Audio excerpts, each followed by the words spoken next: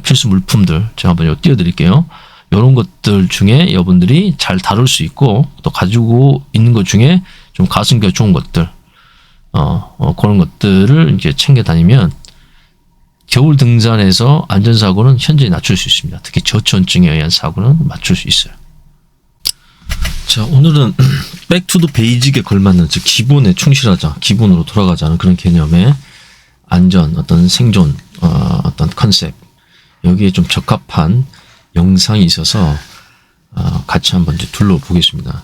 이번 영상은 이제 등산 학교에서 만들어진 등산 안전사고 예방을 위한 아주 기초적이면서 굉장히 중요한 내용을 다룬 영상을 볼 텐데, 이 영상은 이 한국 트레킹 지원센터, 즉 산림청에서 운영하고 있는 이 국가기관 예하에 국립등산학교가 있습니다. 이게 속초에 있어요. 처음 만들어질 때 저도 프로그램 커리큘럼 같은 거 만들고 실제 제가 초창기 교육도 하고 했었는데, 생각보다 그렇게 많은 분들이 찾아오진 않습니다. 보면 구독자도 낮고, 그다음 조회수도 높진 않는데, 정말 유용한 그 정보들이 많이 담겨 있어요. 그래서 등산을 입문하시는 분들, 초보분들, 또 등산을 하다가 혹시 내가 뭔가 잘못하고 있는 건 없는가 이렇게 한번 점검해 보고 싶은 분들은 이 국립등산학교의 홈페이지의 영상들을 진짜 차근차근 한번 둘러보시면 정말 피가 되고 살이 된 내용들이 여기 잘 담겨 있습니다. 여러 응급처치도 있고, 그다음 등산의 유의사항들이 쭉 프로그램으로 진행하면서 잘 내용이 정리되어 있어요. 게다가 이제 어쨌든 예산을 투자해서 만든 영상이다 보니까 정말 좀 깔끔하게, 그다음 보기 쉽게 편집이 잘 돼 있습니다. 조회수가 너무 낮아요. 거의 그냥 재미가 없잖아. 사실 이런 것들은 재미가 없다 보니까 조회수 낮지만 근데 굉장히 유용합니다. 그래서 등산학교의 유튜브도 소개할 겸, 그리고 이 안에 굉장히 중요한 내용도 같이 한번 둘러볼 겸 이 중에 잘 정리된 영상을 한번 보겠습니다. 오늘 볼 거는 요거네요. 에피소드 7번 트레킹 무엇을 입고 먹을까, 요겁니다. 요걸 같이 한번 보자고요. 아까 옷 입은 거 보면서 자, 내 속에 입는 옷은? 영상의 핵심은 뭐냐면 등산을 할 때 무엇을 먹을까, 무엇을 입을까, 요거에 대한 내용과 함께 여기 이제 강사분이 본인의 경험과 노하우를 잘 녹여서 아주 쉽게, 초보자가 보더라도 아주 쉽게 이해할 수 있도록 잘 정리해놨어요. 그래서 같이 보면서 제 지식과 경험들을 같이 한번 얘기를 한번 해보도록 하겠습니다. 무엇을 입을까 굉장히 중요하죠. 여기는 어떤 체온 유지와 관련된 방법들을 언급할 예정이고, 무엇을 먹을까, 이것은 등산이라는 활동 자체가 계속적인 이동입니다. 잠깐 중간에 쉬고 아니면 정상에서 잠깐 주변을 한번 둘러보고 자연을 한번 느끼다가 또 결국은 내려와야 되는 과정이다 보니까, 올라갔으면 무조건 내려와야 되는 이 일련의 행동 중에 이 에너지에 대한 보존, 충전, 이런 것들을 어떤 방법으로 하면 좋은지, 그런 부분에서 정리를 이제 하는 내용입니다. 자, 봅시다.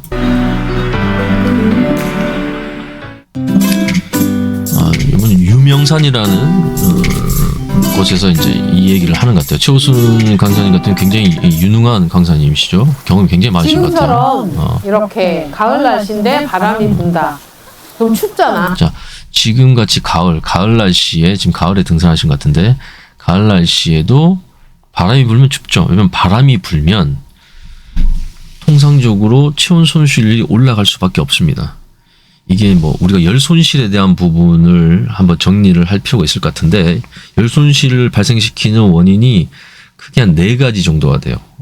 한번 얘기 나온 김에 한번 정리를 해봅시다. 그러면 어떤 방법이냐면, 우리가 등산상에서 열 손실이 발생될 수 있는, 또는 야외 활동 중에 열 손실이 발생될 수 있는 현상은 크게 이제 4가지로 볼 수 있어요. 하나는 이 복사에 의한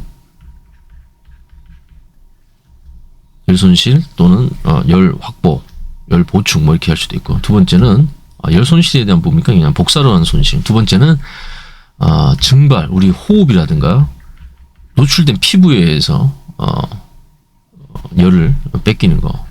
세 번째는 뭐 대류, 그러니까 매질에 의해서 뭐 공기라든가 아니면 물 분자에 의해서 열을 뺏기는 거. 네 번째는 대류가 있었고 전도가 있었죠. 전도는 뭐냐면 차가운 물질을 내가 직접 잡았을 때 열을 뺏기는 거죠. 요 크게 요 네 가지로 구분이 됩니다. 거의 실제 우리가 야외 활동 중에 아니면 일반적인 어떤 상태에서 이 복사에 의해서 한 60% 정도가 열 손실이 발생해요. 그럼 이 복사는 뭐냐? 그 주변 차가운 물체와 서로 열 교환을 하는 거예요. 열 교환을 하게 되는데 이때 나보다 온도가 낮은 애다. 내가 A라고 합시다. 이게 사람이에요. 이 B라고 하면 이게 뭐 차가운 주변 환경 또는 뭐 얼음 또 뭐 암벽, 겨울에 아주 냉각된 암벽에다 칩시다. 그 옆에 있다 칩시다. 그러면 이게 서로 이제 열교환합니다. 이 공기나 매질 없이도 이 열교환을 통해서 열을 잃거나 얻을 수 있어요. 그걸 이제 열 복사라고 하는데, 이 힛 웨이브가 이렇게 되는 거예요. 내가 여기서 얘한테 10개를 줍니다. 우리가 항온이라고 하면 주변 아까 물체나 열교환한다고 그랬죠. 우리가 36.5도를 유지하기 위해서 밑에 우리 몸에서 에너지를 태워서 열을 만들어서 이 발산을 한단 말이에요. 그래서 통상적으로 우리가 10개를 만약에 10개를 주변의 물체한테 준다 그러면 주변 물체가 차갑다 그러면 얘는 뭐 한 개밖에 못 주는 거예요. 나 10개 줬는데 얘는 한 개밖에 안 줘. 그럼 뭡니까? 내가 열 손실이란 거죠. 10개를 주고 10개를 받아야지 내가 유지가 되는데 열이 유지가 되는데 나는 10개를 줬는데 얘는 나한테 한 개밖에 안 줘. 왜? 물체가 차가우니까. 교환비가 안 좋은 거지. 그러면 열 손실이 발생. 이렇게 되면 열 손실이 됩니다. 손실이죠. 그럼 또 다른 상황을 한번 볼까요? 이 열교환 상황 중에 내가 이건 뭐 이제 얼음이라고 하겠습니다. 얼음. 예를 들어서 얼음 덩어리. 이번에는 모닥불을 할게요. 모닥불을 하겠습니다. 모닥불은 온도가 높죠. 불 표현이 우리가 뜨겁지 않습니까? 뭐 900에서 뭐 1200도까지 중심 온도가 나오기 때문에 나는 이제 항온이니까 일단 똑같이 10개를 줍니다.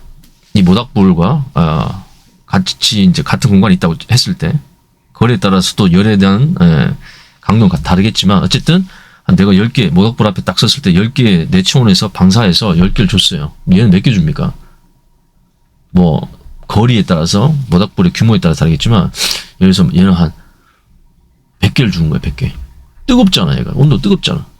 내가 10개를 주는데 이 대상물, 열교환하는 대상물 자체가 뜨거운 열을 갖고 있다 보니까 100개를 줘요. 그럼 뭡니까? 나는 90개가 이득인 거죠. 그러니까 내가 열을 얻게 됩니다. 그 얻는 수준이 이제 규모에 따라 다르겠지만 많으면 많을수록 나는 덥거나 오히려 뜨겁다는 얘기죠. 이게 복사입니다. 이 열교환, 주변 물체와 열교환하는 요게 복사고 요걸 통해서 우리가 대부분의 체온을 한 60% 정도 얻거나 손실이 나요. 그래서 방 안에 만약에 그 나처럼 완전 피부가 다 노출된 상태에서 만약에 누워놨다. 그러면 거의 한 70%가 이 복사의 이 주변 물체와 내 인체 사이의 열교환을 통해서 한 70%가 손실납니다. 그러니까 방 안 내 온도가 내 체온보다 낮다고 했을 때. 그만큼 복사에 대한 현상을 이해하는 건 되게 중요합니다. 이 복사는 말 그대로 매질이 없더라도 이 주변에 낮은 온도와 물체에만 있어도 이 열교환에 의해서 손실이 날 수 있어요. 그래서 우리 이 복사에 대한 부분을 열 손실을 막기 위해서 뭐 합니까? 단열을 시키는 거예요. 단열. 열이 빠져나간 걸 막고 교환비를 높이기 위해서 층을 만든 거예요. 층을 만든. 이 층을 우리가 뭐 집안처럼 막 창문 닫고 또 베란다에 또 이중창 다 하고 뭐 이렇게 하면 점점 우리 집안의 어떤 온도를 높일 수 있는 확률이 높아지죠. 보온 효과가 높아지잖아요. 그죠? 특히 외기로부터 변수를 또 차단해주고 층이 두껍고 많을수록. 그래서 이걸 이제 등산에서 이 복사에 대한 손실을 낮추기 위해서 대응하는 방법이 바로 이 층을 만드는 거. 즉 층이 뭐예요? 이게 레이어잖아. 레이어.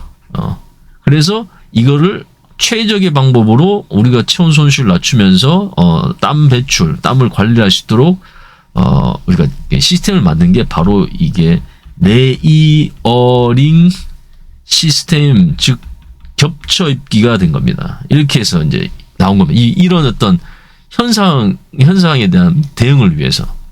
그래서 결국은 열에 대한 손실의 원인을 잘 알게 되면 이 레이어링에 대한 여러분들 이해도가 높아지는 거예요. 그래서 우리가 열 손실의 대부분 이 복사, 즉 주변 온도가 나보다 낮고 온도가 낮은 물체를 내가 딱 대면했을 때 접촉하거나 접촉은 이제 전도고 잡지 않더라도 주변 물체와 이 열경을 통해서 손실이 발생될 수 있기 때문에 이걸 잘 막기 위한 여러 가지 단열층들을 확보하는 것들은 매우 열 손실을 방지하는 데 중요하다. 이걸 여러분들 일차적으로 아시면 좋을 것 같고, 나머지는 이제 비율상은 좀 낮은 편이에요. 낮은 편이라 예를 들어서 뭐 증발이다. 증발 같은 경우에는 이제 호흡, 피부, 노출된 피부도 우리가 계속적으로 피부 쪽으로 그 땀이라든가 열을 이제 발산하죠. 피부나 호흡 같은 거, 숨 쉴 때도 여러분 우리 입김으로도 수분과 열이 나옵니다. 요게 근데 생각보다 요 비율이 높아요. 한 30% 됩니다. 전체 열 손실이 발생하는 상황에서 요렇게 나머지 뭐 대류나 전도는 합쳐서 한 10% 정도 돼요. 대류는 말 그대로 이제 공기나 이 물에 의해서 그러니까 우리가 찬물에 들어가면 그 물 분자에서 체온이 뺏기잖아요. 냉탕에 들어가면 춥고 온탕에 들어가면 따뜻하다. 이게 이제 대류, 물 분자에서 열을 얻거나 뺏기는 거. 전도는 찬물건을 잡으면 찬물건 직접 접촉이죠. 직접 접촉을 하는 거예요. 요거는 직접 접촉은 아니고 대류는 직접 접촉을 하지 않더라도 뭡니까? 이 매질, 공기라든가 물 분자에 의해서 잃거나 얻는 거고. 이건 직접 접촉, 차가운 거 잡으면 열 뺏기죠. 뜨거운 걸 잡으면 따뜻하거나 덥단 말이죠. 대표적인 게 뭐 핫팩 생각합시다. 핫팩 자체가 열을 가지고 있죠. 이걸 딱 잡으면 따뜻하잖아요. 그죠? 근데 핫팩 자체는 또 열이 또 발생하기 때문에 열 복사를 합니다. 복사열이 나온다는 얘기예요. 복사열. 또 공기도 데워질 거고. 그다음 직접적으로 이 물체에서 바로 쏴주는 복사열에서 따뜻해집니다. 그래서 직접 잡아도 따뜻하지만 가까이 놓고 손을 이렇게 쫙 이렇게 펼쳐서 가까이 대봐도 따뜻함이 느껴지죠. 왜냐면 열 복사를 하기 때문에. 근데 가장 좋은 효과는 직접 잡았을 때, 즉 전도로 열 전도로 우리가 가장 빠르게 열을 얻는 대표적인 이제 어떤 제품이 이제 핫팩인 거죠. 요렇게 여러분들 좀 이해하시면 됩니다. 근데 우리는 열을 잃은 어떤 상황에서 가장 우리가 신경 써야 할 거는 요거 1번과 2번이겠죠. 여기 거의 한 90% 가까이 되니까. 그래서 그 중에 복사는 우리가 옷을 잘 입는 걸로 커버할 수 있고, 증발도 마찬가지 노출된 부분을 최소화하고, 그다음 이 호흡기 부분에 어떤 방한 대책을 우리가 잘 강구한 다음에 열 손실을 최소화할 수 있다. 이걸 이제 등산에 적용할 필요가 있는 겁니다. 자, 요 그림을 보면 좀 더 이해가 빠르겠죠. 자, 정리를 하자면 우리가 주변에 있는 외기 상황, 외기 온도, 외기 물체와 서로 열을 교환하게 되는데, 그때 바로 직접적 교환을 하는 게 레디에이션, 즉 이게 열 복사하는 거예요. 그러니까 따뜻한 모닥불 옆에 손을 딱 펼치고 쬐고 있어도 직접적으로 방사되는 히트 웨이브, 요거를 우리가 직접 체온을 얻는데 쓸 수 있다. 그래서 불을 피우면 따뜻한 이유가 여기 있는 거죠. 왜냐하면 찬 공기가 여기 있더라도 그걸 뚫고 이 열 에너지가 전달됩니다. 이게 열 복사입니다. 매질이 없어도 열을 전달할 수 있는 방법. 또는 반대로 이게 얼음이면 열을 뺏긴 거죠. 교환비가 나쁘니까. 난 36.5도, 얘는 마이너스야. 그러니까 난 10개 줬는데 얘는 1개도 안 줄 수도 있고, 뭐 1개 줄 수도 있고. 그러니까 교환비가 안 맞아서 열을 뺏기기 때문에 춥다. 이게 열 복사에 대한 표현이고. 그다음 요건 대류를 얘기하죠. 이 공기가 되어지면 이제 상승 기류로 올라가잖아요. 가벼워서 올라갑니다. 그러면 이 위쪽 부분은 열 복사 에너지 플러스 이 데워진 공기에서 좀 더 따뜻해진 거죠. 그래서 불을 옆에서 쬐는 것보다 위쪽에 이 불 바로 위쪽에 손을 올리면 더 따뜻한 이유는 여기는 열 복사 플러스 이 데워진 공기에서 또 열을 내가 전달받기 때문에 이 대류 현상을 통해 가지고 따뜻함을 느낍니다. 여기 대류. 대류. 뭐 반대로 하면 차가운 물에 들어가면 그 물 분자에서 열을 뺏기죠. 특히 다이빙 같은 거 하면 춥단 말이에요. 그래서 슈트를 입지 않으면 진짜 저체온증 옵니다. 추워요. 다이빙 하다가. 그래서 그거에 대한 부분에 이 그 매개체에 대한 손실 영향을 낮추기 위해서 우리가 슈트란 걸 입어서 보호를 하죠. 그래서 체온 유지하는 방식. 그때 열을 뺏기는 원리는 이 물 분자에 의한 또는 공기 바깥이라고 하면 공기 분자에 의한 열 손실. 이 부분을 이제 대류. 그다음 직접적으로 뭡니까? 데워지 물체를 잡아버리면 뜨겁잖아요. 그죠? 이 가열된 물체, 쇠를 쇠꼬챙이 잡으면 뜨겁잖아. 열이 뭐 전도되는 거예요. 여기에 가열된 열이 이쪽으로 쭉 와서 내가 지금 잡고 있는 이 체표면이라든가 접촉면을 통해서 열이 전달된다. 이게 전도. 이건 전도. 그래서 요렇게 크게 세 가지고 나머지 이제 호흡이라든가 호흡이나 이제 피부를 통해 가지고 직접적으로 열을 얻거나 발산되는 거는 이제 그러니까 증발 열 손실에서 피부로 해서 증발돼 버립니다. 열이 빠져나와 버려요. 입을 통해서 수증기식으로 입김을 통해서 나갈 수도 있고 이건 증발이죠. 증발. 자, 그래서 영상으로 돌아가 보면 우리 최우순 강사님께서 아까 바람이 부니까 춥다. 가을이지만 바람이 불면 춥다. 이 변수를 만드는 대표적인 요소 중에 하나가 바람, 눈, 비죠. 그중에 지금 바람이 불면 당연히 체표 면적에 있는 이 대류 현상에 의해 가지고 뺏기는 거 아닙니까? 찬 공기가 확 치고 들어온 거예요. 차가운 성질을 가지고 있는 이 냉각된 공기가 원래 가만히 있으면 좀 덜 나한테 영향 줄 텐데 이게 불어와 가지고 찬 공기가 불어와서 내 얼굴은 지금 드러난 이 노출된 부분을 딱 건드려서 대류 현상으로 열을 뺏어가는 거죠. 그러니까 우리가 헤어드라이기로 열풍기라면 따뜻하잖아요. 반대로 냉풍하면 춥잖아요. 이게 대류란 말이죠. 이 공기라는 매질에 의해 가지고 열을 얻거나 잃어버리는데 지금 가을이지만 내 체온보다 온도가 낮겠죠. 36.5도가 아닐 거 아닙니까? 물론 표면 온도 우리가 아는 피부 온도는 심부 온도에 비해서 한 5에서 8도 정도 더 낮지만 그래도 한 30도에서 20도 후반대란 말이죠. 근데 가을 등산이라고 하면 뭐 10도대나 뭐 20도 초반대니까 그러면 그 공기도 그 정도 수준에서 큰 차이가 없겠죠. 그러니까 내 체온보다 낮다는 얘기예요. 표피 온도보다도. 그게 이제 불어 들어오니까 춥게 느껴진 겁니다. 대류 현상에 의해서 춥게 느껴진 거예요. 그러면 이제 우리 강사님께서 말씀하신 건 지금 우리 다 옷 입어서 못 느끼지만 자, 이게 중요한 얘기죠. 지금 바람이 불어 추운데 손도 시려운데 옷을 입어서 손 시렵고 추워. 지금 우리 다 옷 입어서 못 느끼지만 옷을 입어서 못 느꼈다는 얘기는 뭡니까? 보시다시피 우리 다 기본적으로 야외 활동할 때 옷을 입죠. 옷을 입는단 말이죠. 이 옷을 입는 것 자체만 하더라도 아까 열을 뺏길 수 있는 열 손실에 의한 대표적인 몇 가지 현상을 차단시켜 버린 거예요.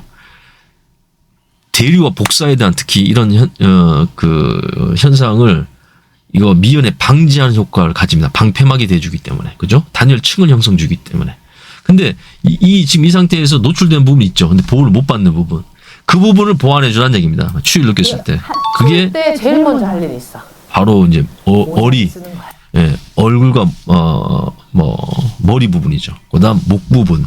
요 부분은 우리가 통상 노출이 돼 있잖아요. 나머지는 입었는데. 그래서 아까처럼 열 손실에 대한 현상들을 막을 수 있는 기초적인 대응 준비는 이 옷을 통해서 막아졌지만 노출된 손, 지금 보시면 여기 손 또는 여기 노출된 얼굴, 두피, 목 부분의 이 피부 표면은 우리가 아직 보호를 하지 않았다면 여기로 열이 빠져나갈 수 있다. 그래서 모자를 써라 이렇게 지금 말씀하신 겁니다.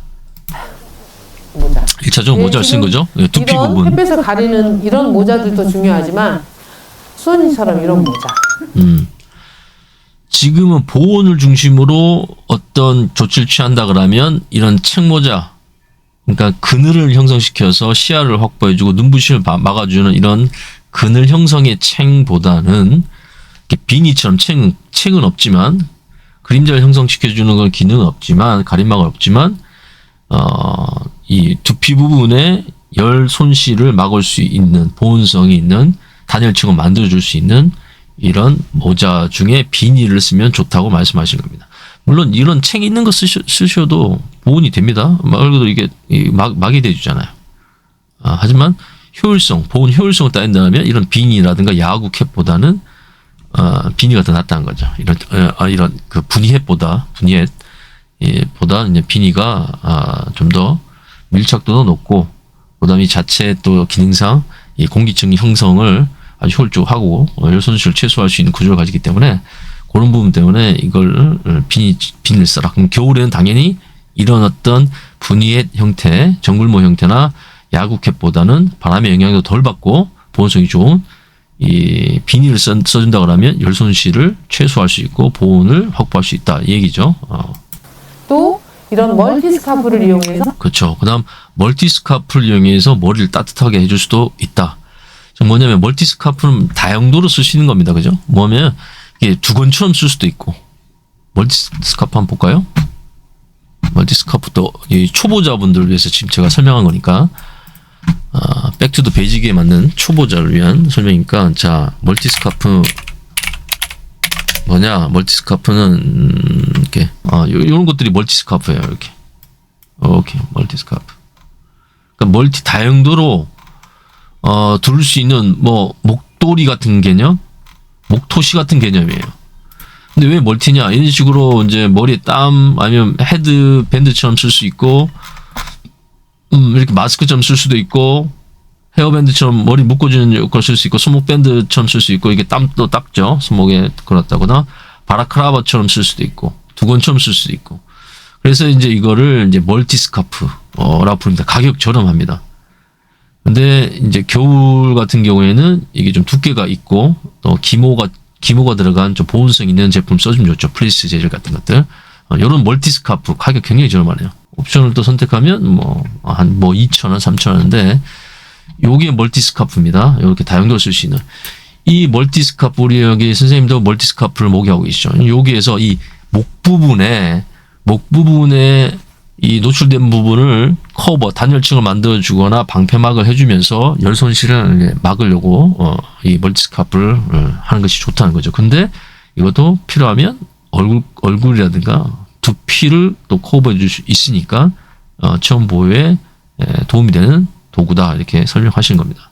머리를 따뜻하게 해주는 거. 그렇죠. 두건으로 써서 머리를 따뜻하게 해주거나 챙겨 다니면 도움이 많이 됩니다. 조절을 우리 머리에서 30에서 50%를 한다고 해요. 머리에서 30에서 50%, 실제 이게 뭐냐면 열 손실에 대한 부분은 거의 피부 온도와 그다음 체표 면적에 거의 비례합니다. 그 손실에 대한 어떤 비율을 따진다고 하면, 그러면 머리에서 진짜 30에서 50%가 다 열이 발산될까? 노출된 부분을 본다고 하면 이 정도는 아니죠. 근데 이제 뭐냐면 우리 선생님이 말씀하신 걸 뭐냐면 그만큼 얼굴 부분이 중요기관이고, 머리와 얼굴 부분 중요기관이고, 또 사실 감각기관이 여기 다 몰려 있잖아요. 얼굴에. 그죠? 보는 거, 시각과 청각, 귀, 그다음 냄새 맡는 후각, 그다음 이 호흡을 해야 되는 부분.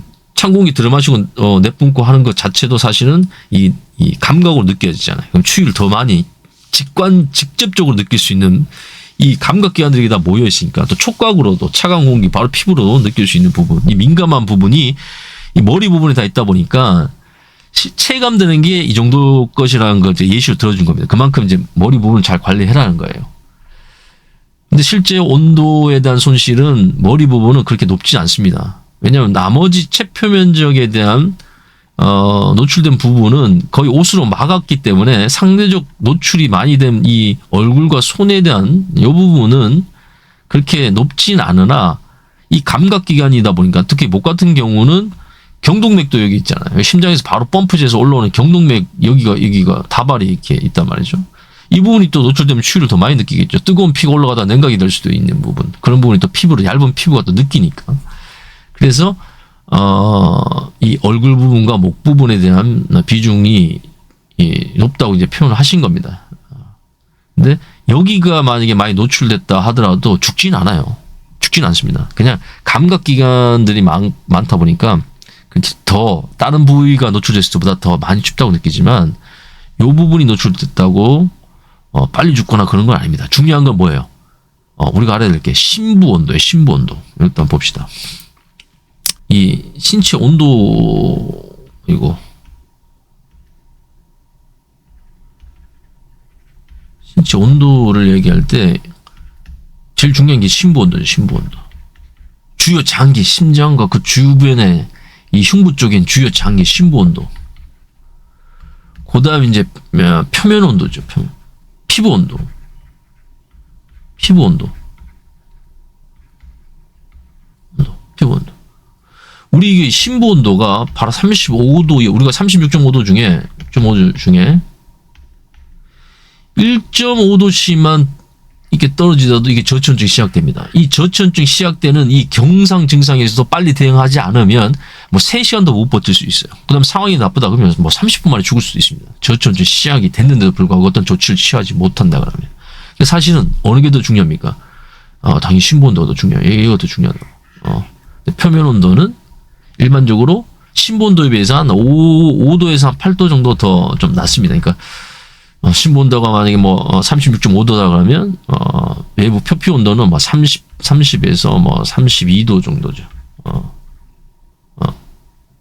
근데 이 중에 이 표피 온도로 열을 뺏기죠. 왜냐하면 피가 순환되면서 열을 우리가 에너지를 만들어서 생성시켜서 음식물이든 이런 섭취하는 어떤 영양분을 통해 가지고 에너지를 만들잖아요. 그럼 30% 정도 가까이는 우리 기초대사, 중요 장기 이쪽에 가동시키는 데 쓰고 나머지 부분 한 70% 정도는 열로 발산한단 말이죠. 열로 만듭니다. 열로 만들어 가지고 우리 피도 데우고 장기도 데우고 그다음 이제 좀 과하다 싶으면 이제 발산하는 거 땀으로도 발산하고 호흡으로도 발산하고 그래서 온도 조절하는 거예요. 온도 조절. 이 36.5도를 유지하기 위해서 열 생산하고 남는 건 좀 갖다 버리는 거죠. 배출시키는 거. 이게 대부분 에너지 먹으면 한 70%는 열을 만듭니다. 이 36.5도를 유지하기 위한 열로. 그래서 이 온도는 결국은 많이 노출된 부분으로 또는 호흡기를 통해서 나가기 때문에 이 얼굴 부분에서 호흡기, 즉, 이 입 부분과 코 부분을 잘 커버해준 건 중요합니다. 이런 원리. 근데 나머지 노출된 부분은 체표면적에 비례해서 손실하기 때문에, 얼굴로만 막 한 30에서 50% 가까이는, 손실되진 않아요. 그리고 얼굴이 만약에 냉각됐다고 해서 사람이, 저체온증에 빠져 죽지는 않습니다. 근데 너무 많이 노출되면, 이제, 계속 그렇게 뭐 손실된다고 한다 그러면 보호를 안 한다 그러면 언젠가는 전체적인 온도가 떨어질 수 있겠지만 대표적인 이 사례를 하나 제가 한번 자 바로 이 영화입니다. 에베레스트라는 영화예요. 에베레스트. 여기 등장 인물 중에 이게 실화를 바탕으로 한 그 재현 영화입니다. 백이라는 인물이 있어요. 이 사람이 백입니다. 이 백이라는 인물, 백 웨더스인가 그럴 거예요. 이 백이라는 인물이 이 상업 등반대에 포함돼서 이제 히말라야 정상 에베레스트를 이 등반을 하다가 중간에 설명이 옵니다. 설명이 와요. 그러니까 고글을 뭐 제대로 안 꼈거나 해서 눈을 보호받지 못해서 자외선에 의해서 이 일시적인 그 시각 장애를 입는 거죠. 그래서 등반을 포기합니다. 올라가다 다시 이제 하산하죠. 설명이 와서 하산합니다. 하산을 해요. 나머지는 그렇게 계속 등반을 해야 되기 때문에 이 사람을 제대로 누가 못 챙겨준 사람이 없는 거예요. 혼자가 아마 하산을 하다가 더 이상 움직이지 못해서 멈춥니다. 가만히 이제 하산 중에 조난을 당해요. 조난. 그런데 이제 정상을 갔다 왔던 사람인들이 이제 내려오면서 하산하면서 그 일행을 만납니다. 다행히 만나요. 하산가. 그래서 다시 합류를 합니다. 하산 그 멤버들 합류를 해요. 근데 합류하다가 또 뭐 낙상사고가 발생해요. 미끄러져서 막 갑자기 악충이 생겨서 그래서 거기 하산하던 멤버들이 전부 다 막 낙상사고 연쇄적인 어떤 그런 그 미끄럼 뭐 그래서 부상을 입습니다. 그래서 여기서 사상자가 발생해요. 죽은 사람과 다친 사람이 발생합니다. 근데 이 백이라는 사람은 그때 의식을 잃었던 것 같아요. 이 낙상사고로 의식이 불명됩니다. 의식 불명. 그러다 보니까 현장에 있던 사람들이 이 사람을 버리고 가요. 왜? 그 죽었다고 판단되는 사람을 데려가다 본인들도 죽으니까 살 수 있을 사람은 데려가고 이 의식이 없거나 거의 거동이 불가능한 사람은 이제 놔두고 갑니다. 그런데 백은 의식이 없었거든요. 그래서 방치해버려요. 그러니까 죽었다고 생각하고 그냥 놔두고 갑니다. 그런데 아침이 돼서 그러니까 날이 밝으니까 이 백이 의식을 회복해요. 의식을 회복합니다. 의식 회복해버려요. 근데 그때 모습이 이 모습이에요. 얼굴이 완전 그 히말라야의 이 혹독한 날씨, 그때 또 악취온 상황이었기 때문에 그 상황에서 얼굴이 완전 노출됐고 얼굴이 그냥 눈 속에 처박혀 있었는데도 얼굴이 뭐 얼음덩어리 이렇게 있죠. 이 상태로 방치됐는데 깨어났을 뿐만 아니라 보시면 실제 상황 어떻습니까? 코, 노출된 코, 그 다음 이 피부를 제외하고는 큰 손실이 없어요. 그 다음 손 부분은 동상으로 이제 다 잘라냈지만 이 부분이 손 노출된 부분 빼고는 큰 문제 없습니다. 이유가 뭡니까? 심부 온도가 확보됐기 때문에 그랬겠죠. 만약에 얼굴 따뜻하고 심부 온도가 많이 낮았으면 이분 돌아가시겠죠. 심부 온도가 확보돼서 생존을 하셨지 이분이 얼굴 온도를 확보해서 살아난 건 아니죠. 만약에 실제 얼굴과 목으로 통해서 모든 체온이 아니면 대다수 체온이 만약에 손실된다 그러면 이분도 죽었을 가능성이 높습니다. 그래서 보면 나중에 이 의식 회복해서 누가 구하러 온 게 아니고 지금처럼 본인이 걸어옵니다. 밑에 캠프까지 걸어내려요. 자력으로. 그때 이 노출된 손 장갑을 아마 벗고 있었나 봐요. 이 노출된 부분만 동상을 입었고 심부 온도가 유지돼서 살았어요. 본인이 자력으로 걸어서 생존합니다. 이분이에요. 이분. 자, 이런 사례를 보더라도 얼굴이나 머리 부분에 대한 어떤 체온 손실이 생명과는 직접적인 관계는 좀 덜하긴 하지만 아예 없다고 할 수 없지만 덜하긴 하지만 이 얼굴에 대한 부분보다는 뭐가 더 중요하다? 이 심부 온도가 중요하다. 그래서 레이어링 시스템, 겹쳐 입기를 통해서 심부 온도를 유지하는 어떤 옷 입기 방법이 굉장히 등산에서는 더 우리가 알아야 될 어떤 그 기술이다. 이렇게 정리할 수 있습니다. 근데 일단 우리 선생님은 이 얼굴 노출된 이 머리 부분에도 당연히 이 체온 유지를 위해서 조치를 잘 취해줘라. 왜? 여기는 일단 통상적으로 방심해서 비워둔 경우가 많으니까. 옷을 막 입더라도 옷을 입으면 괜찮지. 얼굴은 뭐 노출해도 괜찮지. 그런 방심을 하지 말라는 의미로 말씀하셨다고 봐야 되고. 제일 먼저 할 것이 머리에 보온을 신경 쓰는. 그래서 과연 왜 가장 많이 노출돼 있잖아요. 그죠? 그리고 체표면적으로 봤을 때도 이 두피 부분에 당연히 얼굴 요 부분보다 더 많으니까 일단 얼굴이 아니고 두피 머리 부분을 먼저 보온을 신경 써라. 그러니까 비닐이라든가 멀티스카프로 가려줘라. 그러면 보온성이 좋다.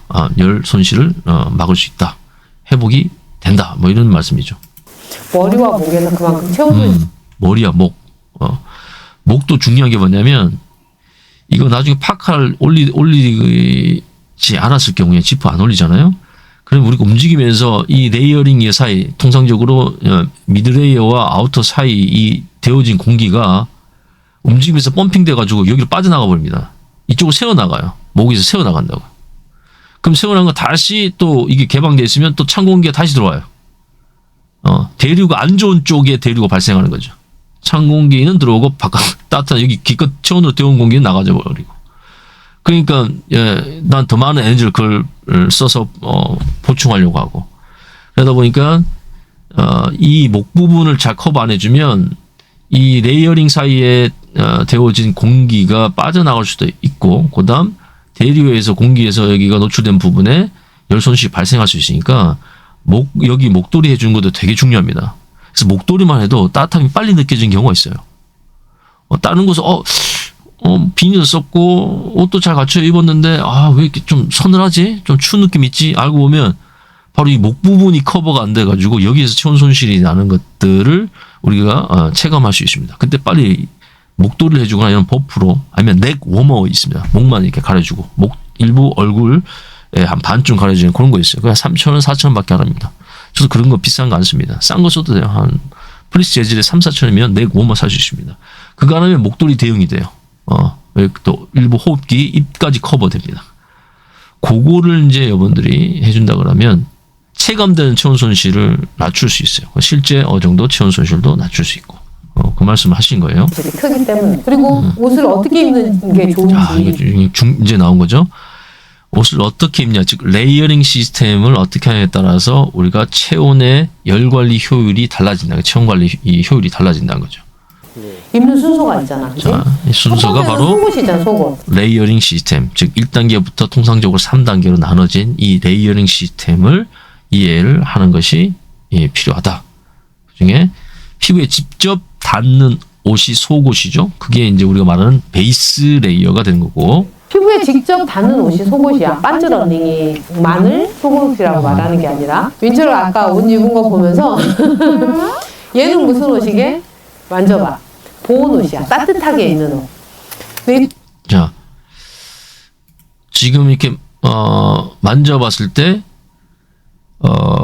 따뜻하게 입는 옷, 즉 따뜻하게 입는 옷은 통상적으로 레이어링 시스템에 그 미드 레이어 또는 인슐레이션 그 레이어를 말합니다. 이것도 한번 뭐 얘기 나온 김에 정리해 봅시다.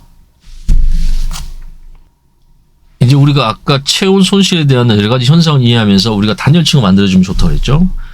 그걸 효과적으로 옷을 통해 가지고 이 단열층과 열 관리, 열 보존을 할 수 있는 방식이 바로 레이어링, 겹쳐 입기죠. 이게 층이죠. 레이어링이 이제 층을 얘기한 거. 이 레이어링 시스템인데 말 그대로 겹쳐 입기.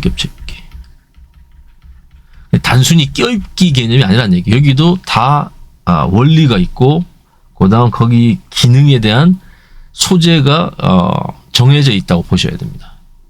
그래야지 이걸 통해서 뭘 얻을 수 있냐면 크게 두 가지요. 하나는 땀 관리예요. 땀 관리. 두 번째는 열 보존입니다. 이 두 가지 때문에 우리가 이 겹쳐 있기, 즉 레이어링 시스템을 하는 겁니다. 땀에 대한 관리라는 개념이 뭐냐면 지속적으로 발생하는 땀은 운동 중에 계속 열이 많이 발생하고 열을 우리가 신체 입장에서 낮추기 위해서 땀을 만들어낸단 말이죠. 땀으로 배출한단 말이죠. 그 땀을 계속 머금고 있으면 체온 손실이 굉장히 급격하게 발생될 수 있죠. 그래서 바깥이 건조하고 이렇게 옷이 따뜻한 옷을 입어도 피부 안쪽에서부터 젖어버리면 체온 손실률이 굉장히 높게 발생합니다. 통상적으로 이게 젖은 상태라고 하면, 젖은 상태는 손실로 하면 통상적으로 한 20에서 한 25배 빨리 체온 손실이 발생됩니다. 여기다가 바람 불잖아요. 바람 불어서 증발돼 버리면, 바람에서 증발돼 버리면 이게 한 240배 가속화 됩니다. 순간 증발됩니다. 우리 여름에 에어컨이 없더라도 샤워하고 나온 뒤에 선풍기 틀면 시원하잖아요. 왜? 표면에 있던 이 물기가 증발되면서 기화되면서 주변 열을 싹 걷고 갑니다. 그때 이 손실률이 한 240배 된다는 얘기예요. 그래서 정상에서 덥다고 딱 옷을 확 벗어버렸다. 그러면 문제는 이겁니다. 땀에 이미 젖은 상태에서 자기도 모르게 지금 저촌증의 그 위험이 있는데 거기다가 지금 뭡니까? 바람으로 증발시켜서 순간 체온 손실을 만들어서 정상에서 이렇게 저촌증 빠져서 헬기 뜯는 사례도 꽤 많습니다. 이걸 막기 위해서 뭡니까? 평상시 아니면 이 등산 중에 이 옷 입는 방법으로 땀 관리를 효율적으로 할 수 있도록, 즉 꾸준히 몸이 젖지 않도록 땀을 배출시켜 주는 거에 신경을 쓰도록 만들고, 그걸 자동입니다. 옷은 자동. 수동은 내가 매뉴얼, 필요하면 내가 직접적으로 옷을 벗거나 지퍼를 내리거나 하는 그런 수동적 방법 말고, 그걸 내가 혹시 배터리가 신경 쓰지 못하더라도 자동으로 옷을 입는 것만으로도 이 안에서 이 땀 관리를 할 수 있도록 해주는 게 이 레이어링 시스템의 가장 첫 번째 중요한 그 의미입니다. 이 기능이기도 하고. 그리고 땀만 잘 배출하면 뭐합니까? 열도 잘 지켜줘야 되겠죠. 열을 잘 당연히 열을 잘 지켜주면 두 가지죠. 어떤 부분에 어디가 효과가 있습니까? 당연히 저체온증이 예방되죠. 두 번째, 에너지를 보존합니다. 추우면 내가 에너지를 써가지고 열을 더 만들어내야 돼요. 그럼 체력 고갈이 더 빨리 되겠죠. 왜? 움직이면서 써야 될 에너지 있는데다가 이 열을 높이기 위해서, 추위에 싸우기 위해서 또 에너지를 또 태워야 된단 말이죠. 더 발생시켜야 된단 말이죠. 그러면 이게 나중에 뭡니까? 체력 고갈이 더 빨리 올 수 있어요. 피로 동사로 갈 수 있습니다. 그러니까 그런 부분에서 좀 효율적으로 에너지를 신체 에너지를 좀 연비를 높이기 위해서 열 보존을 해줘야 되는데, 이 레이어링 시스템이 이 두 가지 부분에서 효과를 가지고 옵니다. 그래서 우리는 반드시 이 두 가지 효과를 위해서 레이어링 시스템을 제대로 알고 익혀야 돼요. 자, 그러면 레이어링 시스템을 어떻게 그 통상 형성하느냐? 봅시다. 이걸. 자, 이게 피부예요. 우리 피부.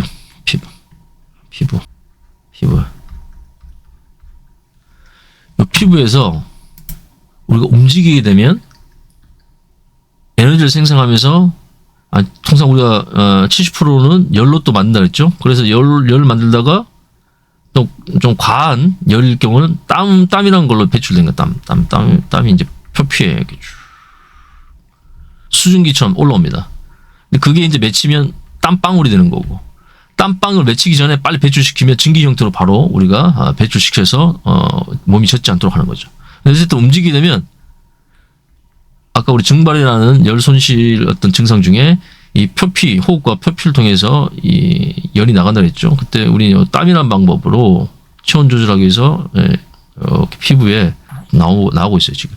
자, 그러면 이게 가장 가까운 곳에서 막아준 놈이 바로 막아준다, 또는 이걸 빨리 1단계에서 방울로 맺히기 전에 빨리 얘를 흡수해버려야 돼. 흡수. 빨아당겨버려야 돼. 빨리 얘를 물방울로 돼서 젖기 전에 여길 빨리 이게 빨아당겨서 머금어가지고 머금은 거 그냥 계속 갖고 있는 게 아니라 배출시켜야 돼. 배출해야 돼. 여기 계속 갖고 있으면 여기도 적겠죠. 얘가 무슨 무한대 물 먹는 하마도 아니고 일정 수준 이상 감당이 안 돼 빨리 보내줘야 돼. 그게 이제 베이스 레이어의 역할입니다. 즉 속옷의 역할은 빨리 피부에 이 땀을 빨아당기거나 하면 바로 통과시켜서 땀이 여기 머무르지 않도록, 젖지 않도록 해주는 역할이 바로 1층 베이스 레이어 층. 아이고.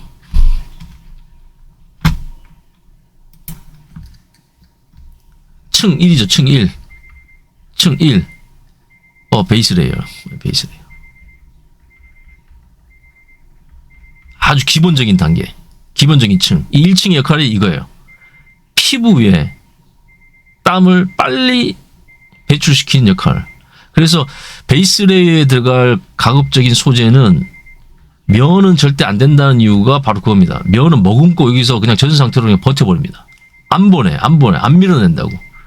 그러니까 여기가 젖어버리면 뭡니까? 아까처럼 20배에서 25배 정도의 손실률이 여기서 발생되고 있다 보니까 분명히 바깥은 건조한데 내부에서 열을 우리가 뺏기다 보니까 저체온증이 발생합니다. 그래서 어떤 분들 보면요, 갑자기 멀쩡한데 갑자기 저체온증 증상을 보입니다. 그때 뭐 하냐면 빨리 옷을 들어 올려가지고 배를 들어 올려 까디면서 배 부분에 손을 딱 대보면 거기에 속옷과 함께 촉촉하게 젖어 있는 경우가 있어요.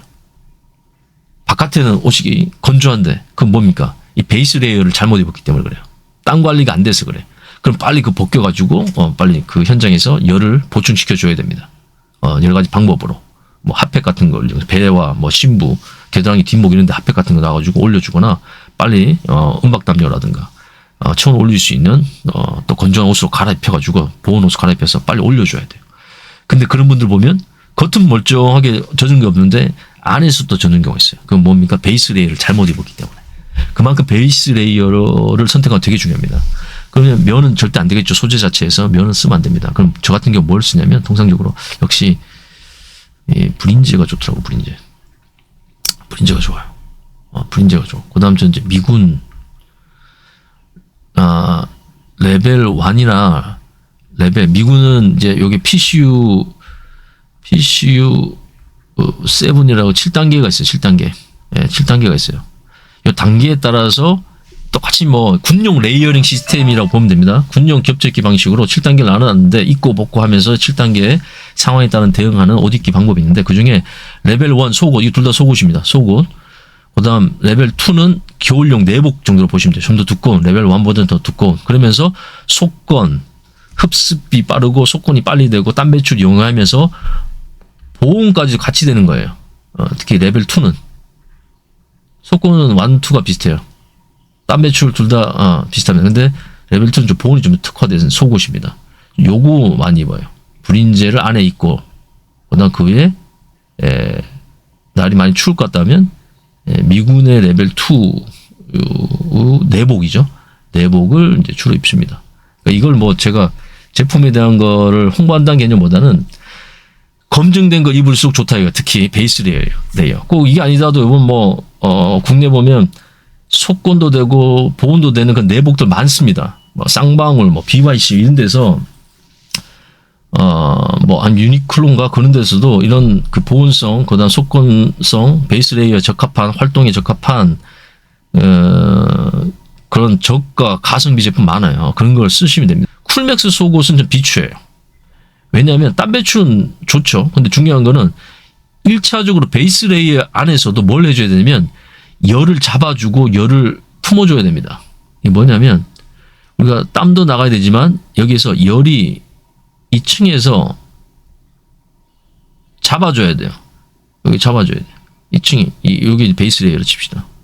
여기 베이스 레이어 두께로 치면 여기 열이 확 통과되는 게 아니고 일부 열은 여기서 잡혀서 머금어 줘야죠. 그래 보온성이 더 좋아집니다. 그죠? 당연한 얘기겠죠?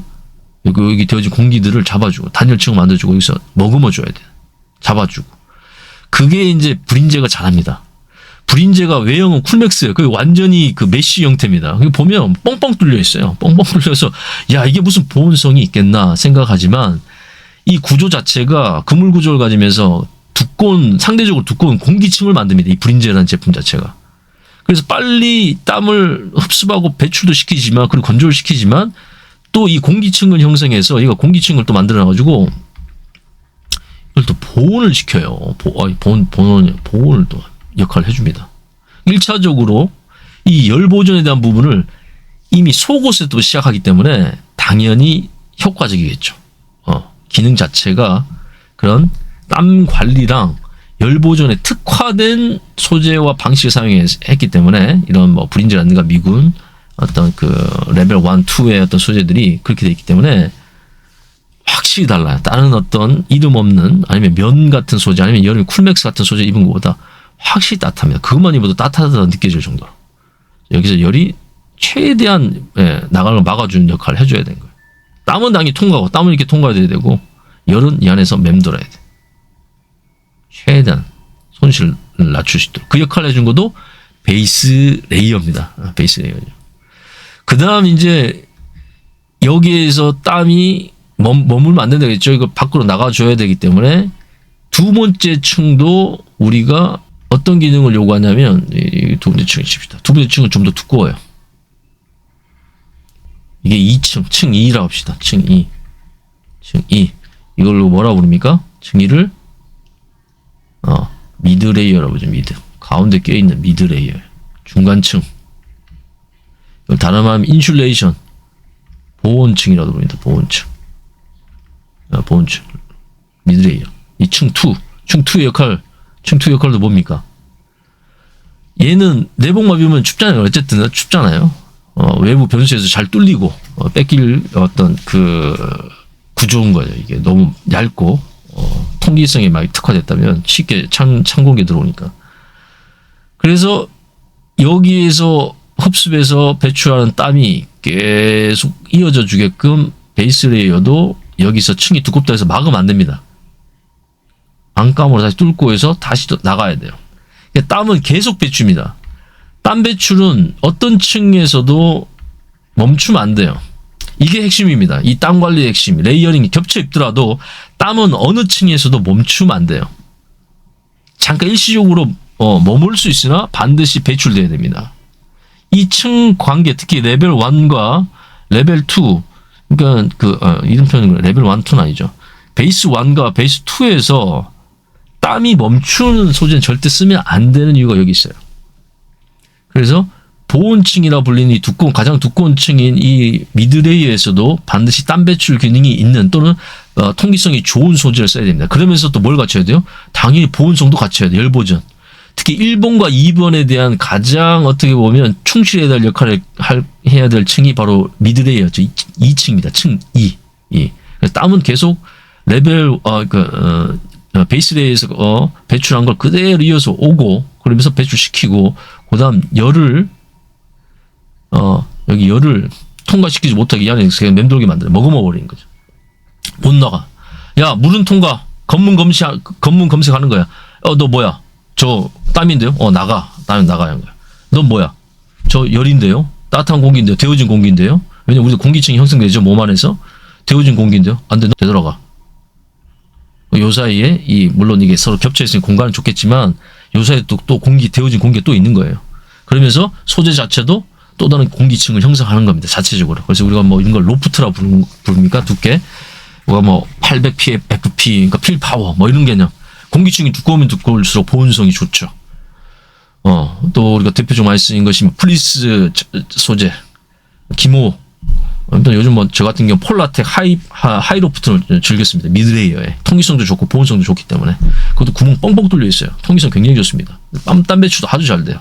그러면서 따뜻합니다. 신기하죠. 어떻게 통기성도 좋으면서 따뜻해? 그게 가능한 기술이 지금 많이 구현되어 있습니다.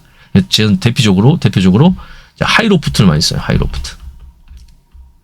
하이로프트라는 폴라텍 소재를 많이 씁니다. 그게 지금 두꺼우면서도 땀 배출과 공기 이 순환이 아주 좋고 그러면서 열을 계속 품고 있어요.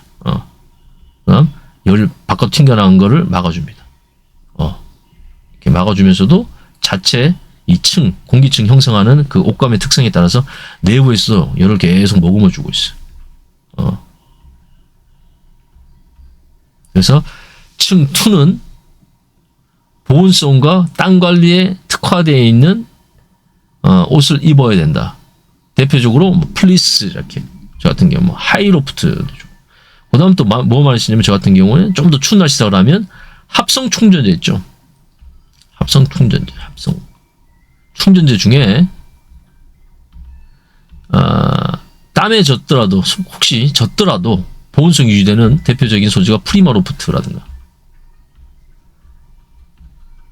아니면 뭐 클리마 쉴드 미군이 쓰는 거 클리마 쉴드라든가 클라이마 쉴드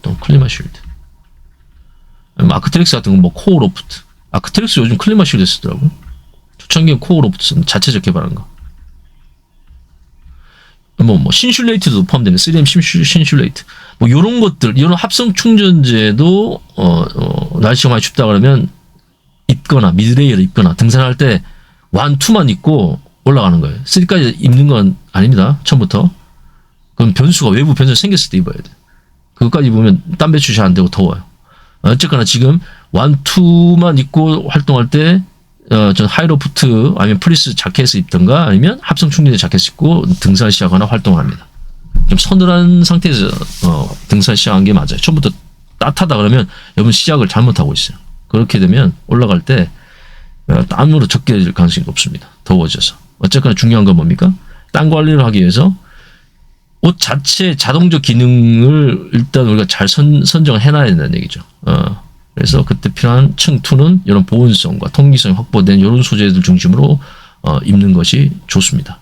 그리고 때로는 추위가 정말 많이 탄다 그러면 여기 한 번 더 여기에다가 집업티 같은 거 있죠. 집업. 자켓은 아닌데 집업처럼 티셔츠 같은데 약간 얇은 플리스 자켓 같은 거.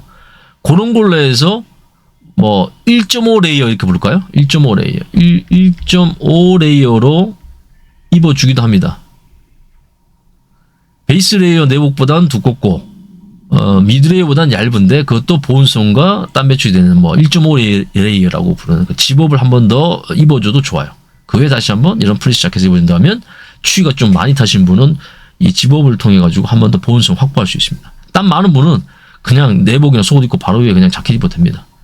근데 대부분 요 사이에 땀 배출이 더 용이한 소재 집업이라든가 집업티 형태의 플리스 얇은 것 또는 뭐 저 같은 경우 파워 스트레치라는 폴라텍 파워 스트레치라는 집업티를 또 선호합니다. 얇고 통기성도 아주 뛰어나고 그러면서 어느 정도 보온성도 가지고 있기 때문에 활동성도 좋아요. 스트레치 그러니까 굉장히 잘 늘어납니다. 그래서 겹쳐 입었다고 해서 거의 활동성에 대한 그 저에는 잘 안 느낄 정도 소재가 좋아요. 뭐 그런 것들을 입는다거나 해서 1.5 레이어 1과 2 사이에 한 번 더 이렇게 입어준 것도 나쁘지 않다. 일반적으로는 요거 속옷과 내복 위에 그냥 이런 미드레이어의 자켓을 입는 것이 일반적입니다. 운영의 미를 하라는 얘기예요. 본인의 체질에 따라서. 자, 어쨌거나 이렇게 투도 땀 배출 잘해야 되고 공기층 형성하고 단열 효과를 높은 소재를 써서 열 보존을 할 수 있는 걸 선택해야 된다는 거죠. 그다음 이제 마지막으로 이렇게 운행하다가 즉 활동하다가 이제 어떤 변수가 있습니까? 이 열을 빼앗는 대표적인 변수가 있잖아요. 어떤 변수입니까? 이렇게 가는데 갑자기 비, 바람, 눈 같은 거 이게 많이 치고 들어오면 이 순환이 다 깨지는 거예요. 땀은 당연히 나올 수 있겠죠. 문제 뭡니까? 이 열 보존에 대한 부분이 깨져버린 거예요. 이 시스템이 깨져버린 거예요. 열을 잘 관리하고 있는데 갑자기 비, 바람, 눈에 뚫려버렸다. 그럼 이거 다 손실돼 버리죠. 그럼 춥습니다. 춥게 돼요. 거기다가 땀이 증발되면서 더 빨리 체온 손실이 가속화되고 이거 못 막으면 특히 바람 못 막으면 비 못 막으면 그래서 여기에다가 또 다른 얇은 막을 하나 더 씌워준 거예요. 방패를 하나 더 씌워줍니다. 그런 상황이 왔을 때를 대비해서 그런 상황이 안 오면 아직 안 입어도 되는 게 레이어 3 즉 층 3입니다. 여기에 층 3 우리가 말하는 아우터 레이어 또는 프로텍션 레이어를 합니다. 프로텍션 보호 레이어 프로텍션 레이어 얘는 기능이 뭡니까? 여기 층 3이에요. 층 3 얘가 바로 이 기존 열보존과 땅관리 시스템을 깰 수 있는 외부 변수인 비, 바람, 눈을 막아주는 방패 역할을 해줍니다. 방패. 그래서 이것도 얇아요. 일반적으로 상대적으로 얇은 우리가 말하는 방수 자켓을 씁니다. 이 방수 자켓. 근데 우리가 요거를 하드쉘이라고 부르는데 여러분 이게 좀 착각하시는 분이 있어요. 하드쉘이랑 이런 방패 역할을 하는 것이 소프트쉘로 나눠집니다. 쉘 껍데기죠. 껍데기인데 단단한 껍데기, 부드러운 껍데기 이렇게 나올 수 있어요. 이 쉘 껍데기가.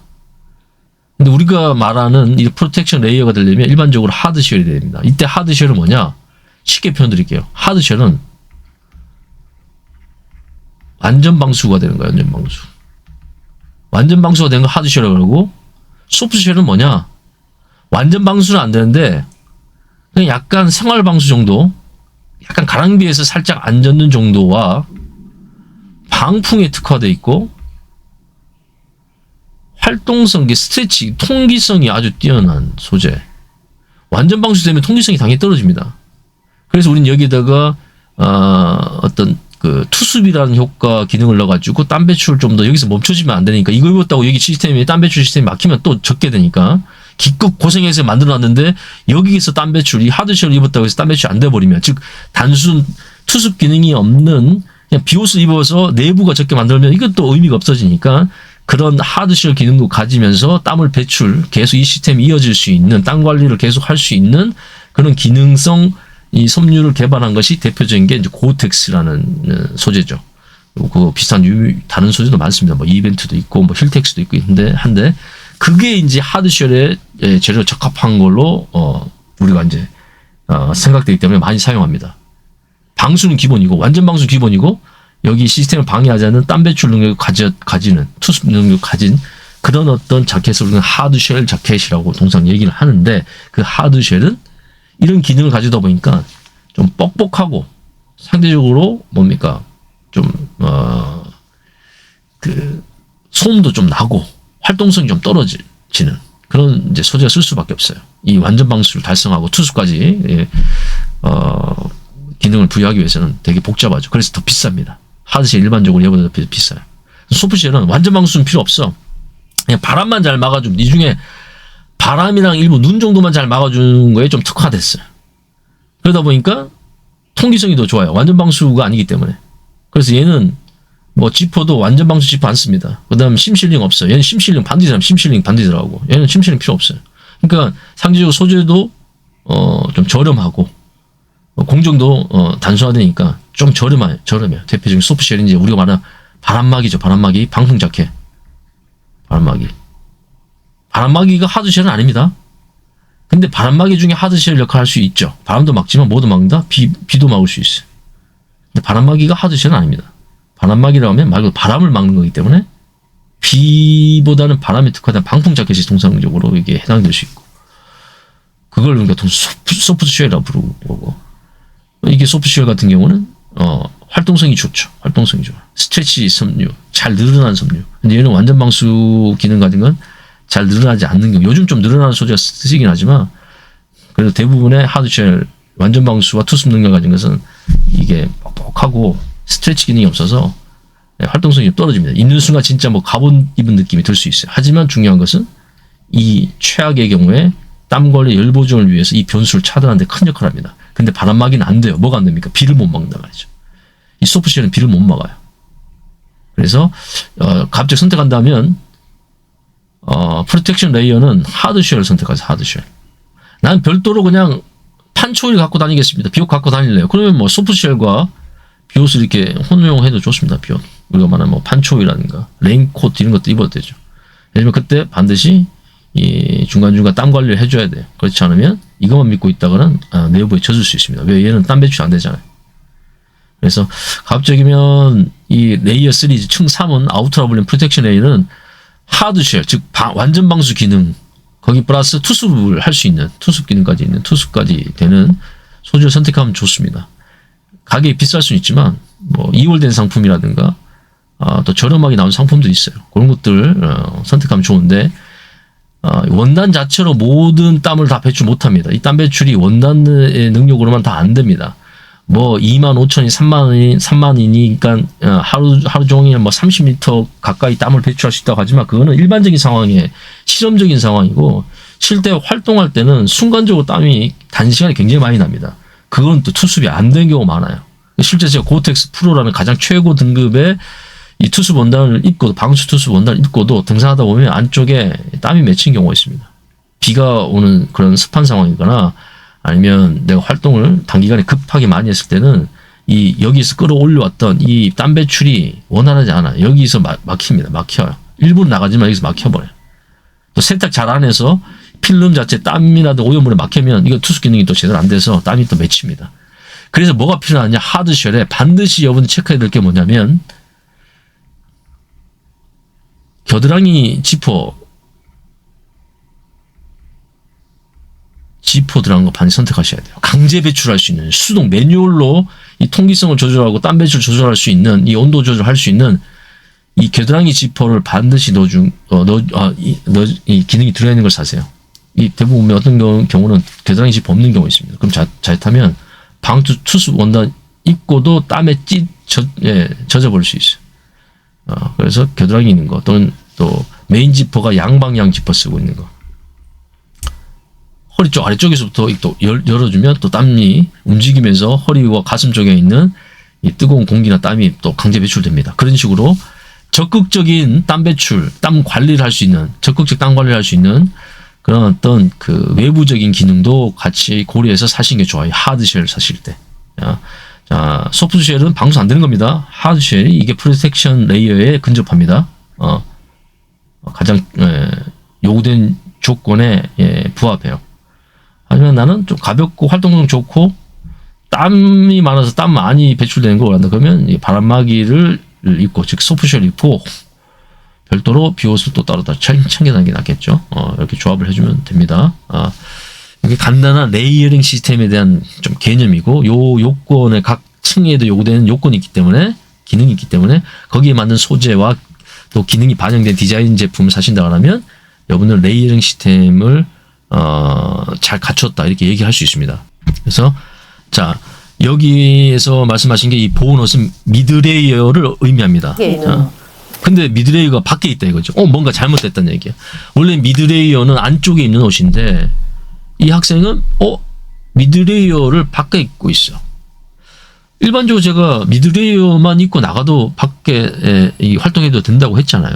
굳이 아우터인 이 하드쉘 입는 거는 악천 후가 아까처럼 비, 바람, 눈에 변수가 생겼을 때 기존 시스템을 지키기 위한 말 그대로 방패 역할을 하는데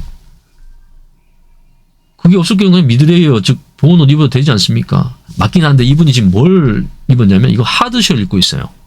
보온 옷이라고 하지만 사실 이분 지금 아까 그 소재라든가 디자인을 보면 이거 하드쉘입니다. 하드쉘. 뭐냐면 하드쉘을 입고 있는데 안쪽에도 또 바람막이라고 말씀하시는데 바람막이를 입고 있어요. 안 맞다는 얘기야.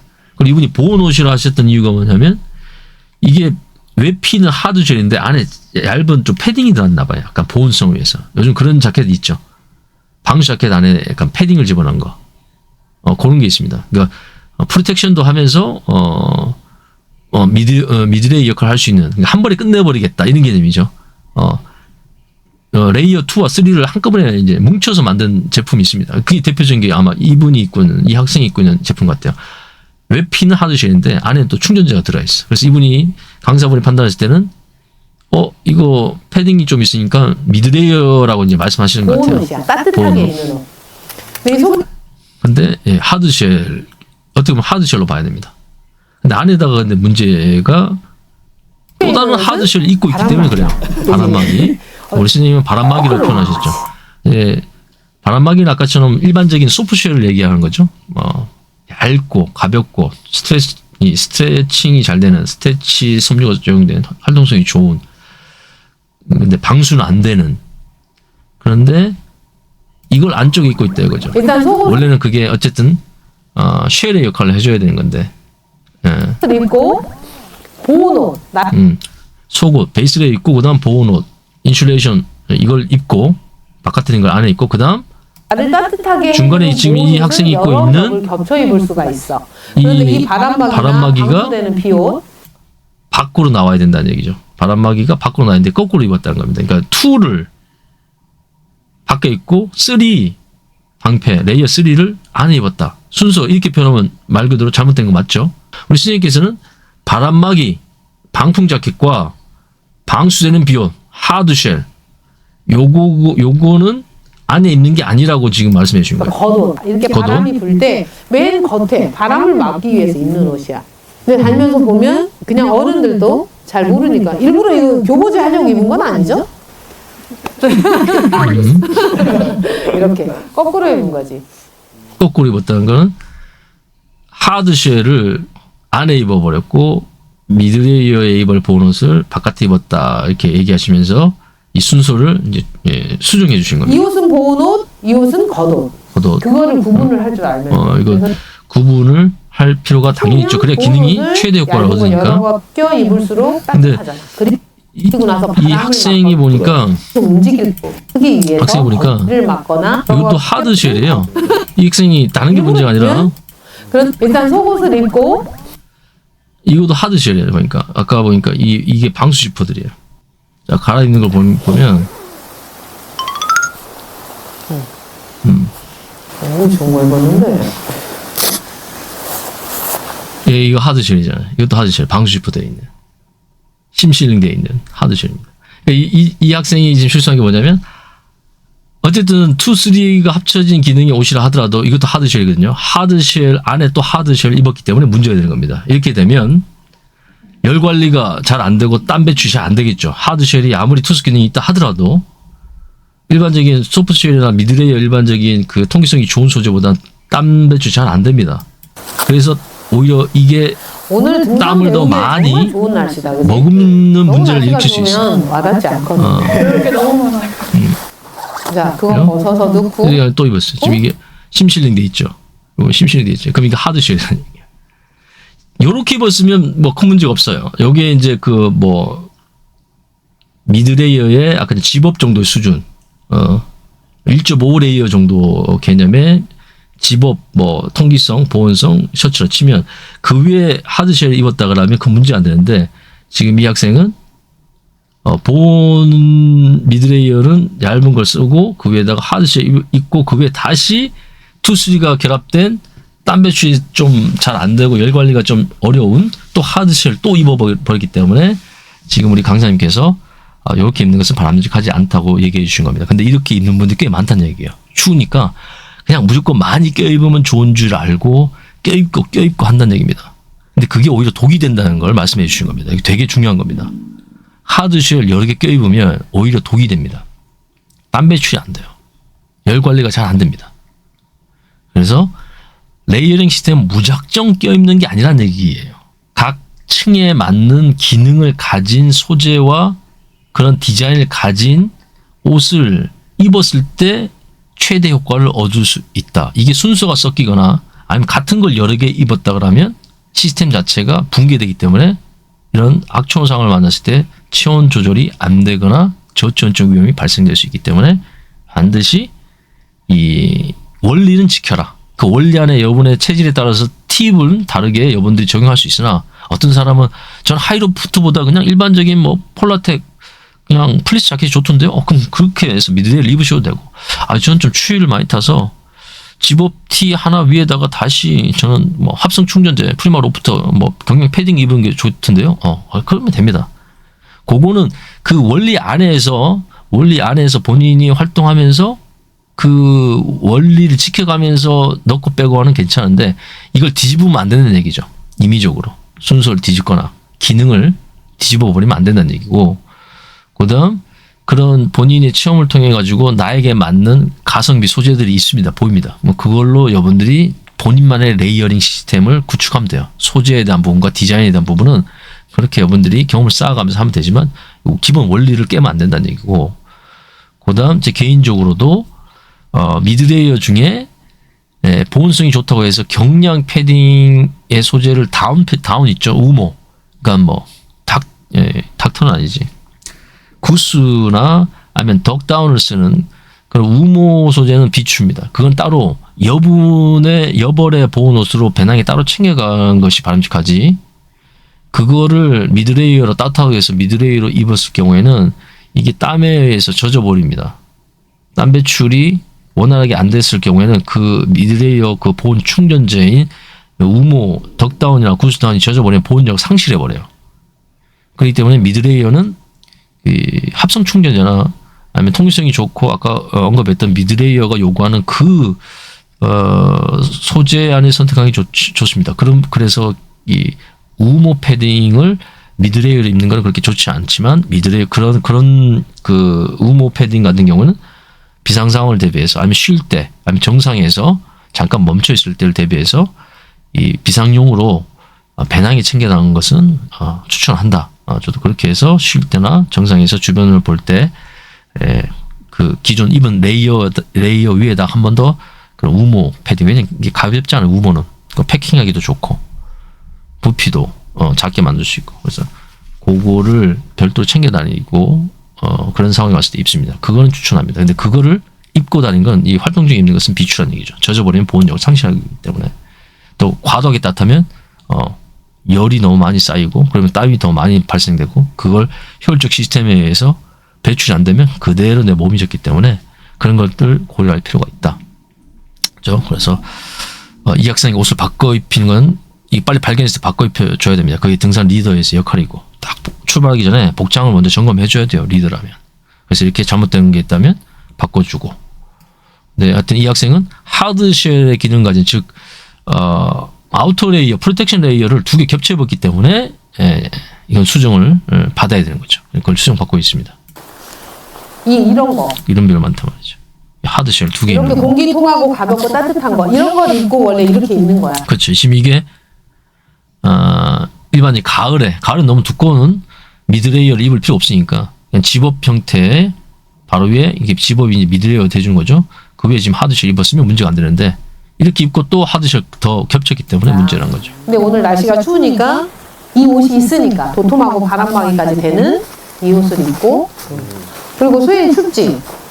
이런 패딩, 이런 다운 잠바를 이렇게 입어도 되겠죠. 하드쉘 지금 좀 추우니까 하드쉘 안에 패딩이 있는 그러니까 2, 3가 겹쳐진 거를 이렇게 입어주면 지금 날씨에 더 맞다는 거죠. 이렇게 바꿔 입혀주고, 요거는 배낭 밖에 하드쉘을 뭐 방수되는 거는 빨리 끄집어낼 수 있는 곳인 뭐 배낭 위쪽이라든가 아니면 캥거루 포켓이 있으면 앞쪽 부분에 결속시켜 놓고 아니면 담아뒀다가 이렇게 활동하다 갑자기 악천후가 발생했거나 정상분의 바람이 굉장히 많이 분다 그러면 끄집어내서 쉘 껍데기를 써주고, 그래도 추우면 배낭 안에 여벌의 보온옷 또는 경량 패딩 아니면 뭐 우모 패딩을 끄집어내서 입어서 체온을 유지해주면 됩니다. 그래서 배낭에 집어넣기 위해서 배낭을 작은 걸 갖고 다니면 안 돼요. 겨울에는 이런 옷들을 넣었다 뺐다 할 수 있는 보관하고 또 휴대가 가능한 여유가 있는 그런 배낭을 선택해야 되는 이유가 거기 있습니다. 그래서 겨울에는 좀 큰 배낭 쓰셔도 돼요. 여러분, 배낭이 무거워서 죽은 일은 없어요. 근데 배낭이 가벼워서, 즉 챙긴 물건이 없어서 죽는 경우가 태반입니다.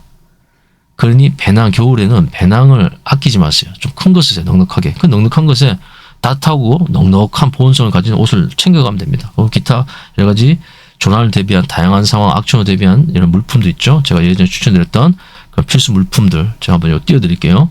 이런 것들 중에 여러분들이 잘 다룰 수 있고 또 가지고 있는 것 중에 좀 가성비가 좋은 것들, 그런 것들을 이제 챙겨 다니면 겨울 등산에서 안전사고는 현저히 낮출 수 있습니다. 특히 저체온증에 의한 사고는 맞출 수 있어요. 기본으로는 가장 밖에 옷이야. 그런데 얘는 만약에 비가 오거나 눈이 오면 젖어버리잖아. 그리고 이렇게 바람 불 때는 춥단 말이야. 지금 이제 이 학생의 이제 복장을 점검해 주신 거죠. 이게 리더로서 굉장히 중요한 역할을 하고 계신 겁니다. 산행 시작 전에 리더가 이런 걸 점검해야 돼요. 첫 번째, 오늘의 날씨, 그다음 오늘 같이 동행한 사람들 건강 상태. 어제는 건강 상태가 좋았는데 오늘은 컨디션이 나쁠 수 있어요. 그런 사람은 코스를 그 사람에 맞춰서 단축해 주거나 아니면 그런 분을 따로 뭐 또 다른 경험자를 붙여가지고 같이 동행시키거나 아니면 그날 좀 쉬게 하거나 그렇게 해주는 게 낫습니다. 그다음 그러면서 날씨도 점검하고 오늘 날씨가 어떤지 계획한 날씨에 맞는지 또 우리 산행에 변수는 없는지 코스에 어떤 변수는 없는지 어떤 건 통제된 경우도 있으니까 또 지금처럼 복장은 제대로 갖췄는지 또 비상상황을 대비한 안전장비는 잘 챙겨왔는지 그런 것들. 그다음 뭐 출발 전에 스마트폰에 뭐 보조 배터리가 잘 챙겨졌는지 없다 그러면 스마트폰을 끄게끔 해서 스마트폰의 지속성을 확보해 줄 수도 있고 하여튼 이런 것들을 리더가 등산 출발 전이나 초입에서 진행하면서 뭔가 변수가 있으면 이렇게 멈춰서 체크해 줘야 됩니다. 그래서 이제 이 학생을 보니 지금 아예 패딩을 입고 있어요. 그죠? 패딩 안에 아주 얇은 맨투맨 티셔츠 같아요. 면티 같은데 이렇게 입으면 이거는 정말 자칫하면 땀에 젖어서 체온 손실이 발생이 될 수 있다는 얘기예요. 저체온증 발생될 수 있는 상황이에요. 그래서 그걸 지적한 겁니다. 이 패딩을 입는 것은 따뜻하긴 하지만 비바람 눈 오면 이게 다 젖어버린다 이거죠. 왜냐면 이건 하드쉘이 아니잖아요. 눈보라 치고 하면 이거 다 뚫린다 이거죠. 방풍이 아니니까, 방수 재질이 아니니까. 그래서 이런 것들은 좀 지양을 해라는 얘기죠. 이렇게 입는 거는 그래서 수은 씨가 지금 추운 거는 옷매무새를 단돌이를 잘 못해서 그래. 지퍼도 채우고 내가 아까 얘기했지. 목에서 모자는 잘 썼는데 그죠? 그 지퍼를 안 올리고 가면 여기서 아까 저 움직이면서 여기 공기층에서 열이 빠져나가겠죠. 목 부분 그걸 막아주는 막의 역할을 해주는 여기 틈을 막아주는 목도리 해주는 건 중요하다. 그렇지 않으면 지퍼를 바짝 올리든가. 근데 반대로 얘기하면 이렇게 입으면 덥겠죠. 상대적으로. 지금 뭐 가을이기 때문에 덥다 그래요. 원래 지금 이렇게 덥게 입고 가면 안 되는데 다른 여벌을 갈아입을 옷이 없다 그러면 이 옷을 입고 가긴 가야 돼요.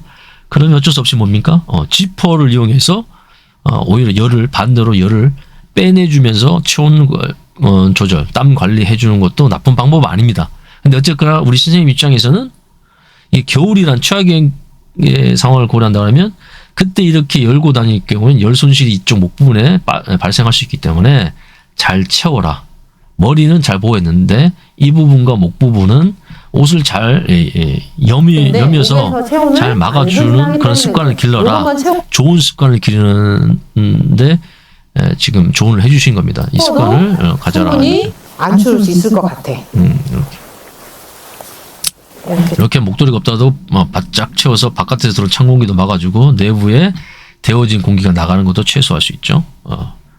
근데 실제는 이렇게 입고 등산하면 안 된다는 얘기죠. 이 레이어링 시스템에 맞지 않아요. 이 옷은 차라리 배낭 안에 들어있고 지금 좀 서늘하게 입을 수 있는 이 레이어링으로 바꿔줘야 됩니다. 이 친구나 이 친구처럼 아니면 선생님처럼 선생님 표준이죠.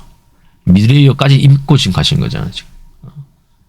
이렇게 맞춰주면 좋다. 추울 때는 이런 집에 있는 멀티 스카프들을 몇 개 갖고 다니면 목을 따뜻하게 해주는 데 가장 좋아. 오케이. 아니면 지퍼를 열고 여기 이런 땀 배출이나 열 배출을 원활하게 해주고 목 부분에서 뺏긴 걸 막기 위해서 이렇게 멀티 스카프로 막아준 것도 부족한 레이어링을 커버해주는 현장 기술. 실전 경험에서 나온 팁이다. 이렇게 정리될 수 있고 우리 선생님이 잘 지금 안내해주고 있습니다. 우리 선생님 지금 복장 보시면 이게 미드레이 합성 충전대 들어간 옷인 것 같아요. 후드 달린 경량 패딩. 딱 선생님은 1, 2만 입고 지금 가시는 거예요. 그다음 나머지 차단할 변수들 이렇게 이런 멀티스카프 같은 거 막아놓고 가시니까 운행 중에도 땀도 안 나고 덥지도 춥지도 않고 그러니까 오히려 더 체력 보존이 잘 되고 그리고 땀 관리가 잘 되고 그러니까 아주 쾌적한 산행이 되는 거죠. 근데 이 학생은 과하다는 거죠. 과하고 이걸 대체할 수 있는 옷을 안 챙겨서 결국은 여러 가지 다른 조언과 도움을 바탕으로 해서 이 시스템을 다시 수정해 줘야 되는 거죠. 그러니까 애초에 이렇게 입어야 되는데 이렇게 입게 되면 대응 능력이 떨어져서 최악의 경우는 잘못하면 사고를 이어질 수 있다. 그래서 좋은 습관을 가져라. 그래서 이 리더는 그거를 지금 지적해 주면서 반드시 수정해 줘야 되는데 그걸 잘 해주고 계신 거예요. 그렇죠? 목에 이렇게 멀티스카프 하나만 해도 훨씬 따뜻하거든. 좀 확실히 달라요. 예쁘다. 이렇게 하면 딱 막아주잖아요. 이쪽 공기가 빠져나가는 걸 막아주고 외부 찬 공기들이 대류해서 내 열을 뺏어나가는 걸 막아주고. 그럼 이렇게 덥다면 지퍼는 열어져서 여긴 열 배출이 좀 더 잘 되고 땀 배출이 좀 잘 되고 해주고 이렇게 있는 걸 최대한 활용해서. 근데 처음부터 이렇게 있는 건 비추란 거죠. 가을인데 이렇게 두꺼운 패딩 입고 있는 것 자체도 이미 레이어링이 잘못됐다. 자, 그래서 최종 정리를 하네요. 자, 무엇을 입을까에 대한 정리입니다. 이렇게 입어라 이거죠. 레이어링 시스템 3단계로 나눠서 꼭 3단계로 나눴다고 해가지고 꼭 3벌을 입으라는 건 아닙니다. 아까 설명드렸다시피 그 단계에 요구되는 기능이 있고 왜 우리가 그렇게 입어야 되는지 이 관통한 레이어링 시스템을 관통하는 이 땀 관리, 땀 배출에 대한 핵심적인 그 개념을 놓치지 않는 범위 내에서 여기서 좀 더 껴입어도 됩니다. 좀 더 껴입어도 돼요. 저 같은 경우 레벨 1, 그 레이어 1, 즉 베이스 레이어에 단순히 팬티, 짧은 런닝 이렇게만 입진 않아요. 가을 같은 경우는 그렇게 입지만 겨울 같은 경우는 한 번 더 그 팬티 런닝 위에 다시 내복 개념으로 아래와 위에 한 번 더 겹쳐줍니다. 미국은 이걸 레벨 1, 레벨 2로 구분한 거고. 근데 일반적인 등산에서도 레벨 1, 레벨 2 개념처럼 팬티 위에 또 내복 입을 수 있어요. 근데 그걸 우리 통상적으로 베이스 레이어라 부릅니다. 양말도 베이스 레이어에 들어갈 수 있죠. 겨울에는 보온성도 좋고 습기에 강한 모양말 같은 거. 저 같은 거 예전에 추천드렸던 낙타 양말 좋아요. 가성비 아주 좋다고요. 아니면 뭐 단터프라든가 미군이 사용하거나 등산에서 많이 쓰는 브랜드 단터프 모양말 있죠. 단터프도 좋아요. 뭐 드라이핏이라는 소재의 양말도 좋고 하여튼 그런 것들을 면 양말은 절대 신으면 안 된다는. 그래서 베이스에서 면이라는 얘기는 절대 나오면 안 됩니다. 그게 중요해요. 면. 또 어떤 분은 양말을 2겹으로 신기도 합니다. 아주 땀 배출이 용이한 뭐 쿨맥스 소재 같은 얇은 양말 위에 한 번 더 모양말 신어준 경우가 있습니다. 어떤 분은 왜냐면 발에 땀이 굉장히 많은 분이 있어요. 저 같은 경우도 그런 케이스고. 그러면 양말도 2겹으로 신을 수 있다. 레이어링 할 수 있다는 얘기예요. 레벨 1, 즉 레벨 1이 아니죠. 베이스 레이어, 즉 층 1층이라고 해서 한 옷 하나만 입는 거 아니다. 사람의 어떤 체질에 따라서, 그다음 계절의 특성을 따라서 그 안에서도 겹쳐 입을 수도 있다. 겹쳐 입는다. 그게 레이어링이니까. 기본 3단계에서도 각각 단계에서 겹쳐 입을 수 있다. 근데 여기서는 절대 특히 피부와 맞닿아 있는 그 옷의 특징상, 베이스 레이어 특징상 절대 땀을 머금고 있는 소재는 쓰면 안 된다. 이게 핵심입니다. 그러면서 어느 정도 보온성도 가진 브린제처럼 공기층까지 형성시킬 수 있다면 금상첨화죠. 그 다음 이제 레이어 2로 갔을 때는 여기서는 본격적인 뭡니까? 체온을 관리해주고 열 보존을 해준 소재를 써야 되고 또 그런 기능이 특화된 옷을 입는 것이 좋다는 거고 그러면서도 여기에서 배출된 땀은 계속적으로 통과시켜줄 수 있는 소재 그런 기능이 있는 옷을 선택해야 됩니다. 이 미드레이어도 아까 말씀드렸다시피 꼭 소재 하나만 입는 게 아니라 필요에 따라서 집업 위에 경량 합성 충전재, 뭐 프리마로프트 자켓을 입을 수도 있고 또 집업 티 위에 하이로프트 아니면 플리스 자켓을 입을 수도 있고 그렇게 미드레이에서도 더 겹쳐 입을 수 있다. 빼도 되고 한 번 더 넣어도 되고 너무 과하면 여기서 너무 과하면 활동성에 문제가 생기기 때문에 그냥 한 집업 정도의 뭐 플리스 자켓이라든가 경량 뭐 패딩 자켓 합성 충전재, 우무 아닙니다. 합성 충전재를 추천드려요. 그거를 입어주면 됩니다. 요 두 가지가 이제 활동이에요. 등산 초입부터 그다음 중강도부터 고강도까지 정상 때까지는 요 복장으로 가준 것이 1, 2 레벨 1과 미드레이어까지 베이스 레이어와 미드레이어까지 입어주면서 요 미드레이어를 또 어떻게 보면 더 더우면 패딩을 벗고 자켓을 벗고 입고 하면서 조절해주는 게 좋다는 얘기예요. 쉴 때 이제 이런 것들 아니면 이렇게 가는 과정 중에 악충가 발생되면 얘가 나와줘야 돼. 그때 얘가 나오면 얘 운행 중에 얘가 아직 나오면 안 돼. 처음부터 비가 오지 않는다 그러면 바람이 너무 강하지 않는다 그러면 얘는 아직 나오면 안 됩니다. 얘는 그냥 백업으로 있어야 돼. 여기 가방 바깥에 여기에 일단 결속돼 있거나 여기 헤드 포켓에서 꺼내기 쉬운 곳에 여기 올려져 있거나 결속돼 있어야 돼. 묶여져 있어요. 하지만 얘도 중요하다 있어야 된다. 왜? 우리 사계절에 악천후는 굉장히 쉽게 발생되는 것이 한국이기 때문에 갑자기 능선지에 올라오면 바람이 안 불던 숲에서 안 불던 바람이 불 수도 있고 또 비가 갑자기 내릴 수도 있고 눈보라가 칠 수 있다. 그러면 얘네들 보호하기 위해서 얘가 프로텍션이 나와줘야죠. 아우터 레이어가 나와주면서 얘들 보호해주면서 자체 기능으로 땀 배출도 계속 이어가고 열 보존도 해주고 변수도 차단해주고 그래서 이 시스템을 지켜주는 방패로 쓰면 됩니다. 그리고 플러스 알파 뭡니까? 여기 이제 빠졌지만 여벌의 옷을 경량 패딩 이건 우모가 좋죠. 부피가 작고 가볍고 보온성이 좋은 그런 합성 충전재 말고 우모 패딩 싸잖아. 2, 3만 원이면 됩니다. 요즘 많이 싸더라고. 2월 상품 뭐 3, 4만 원이면 정말 최고급의 수준 것들 필퍼 뭐 800짜리도 막 팔더라고. 그런 것들이 이 안에 들어가면 좋습니다. 그러면 공간을 차지하더라도 만약에 낙상사고로 미끄러지더라도 이게 배낭이 크고 이 안에 쿠션이 들어가기 때문에 이 경추부분이나 척추부를 보호해 줍니다. 그래서 겨울은 배낭을 크게 갖고 다니는 거 중요합니다. 여벌에 옷도 챙겨야 되고 겨울엔 챙겨야 될 비상 물품도 제가 소개시켜 드렸던 그런 기본적 물품 챙기려면 절대 작은 거 쓰면 안 돼요. 매트 맨바닥에 그냥 깔고 앉게 되면 무슨 문제가 생깁니까?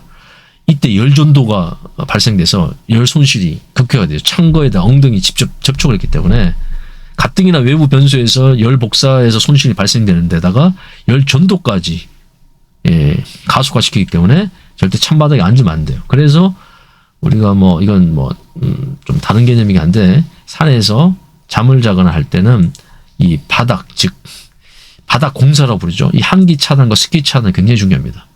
근데 그런 것들도 가성비로 막을 수 있는 장비가 이런 매트죠. 발포 매트 같은 것들 챙겨 다니면 좋습니다. 그래서 여기서 레이어링 시스템과 함께 간단하게 챙겨 다니면 보온을 위해 챙겨 다니는 간단한 장비들을 한번 정리를 이제 해봤고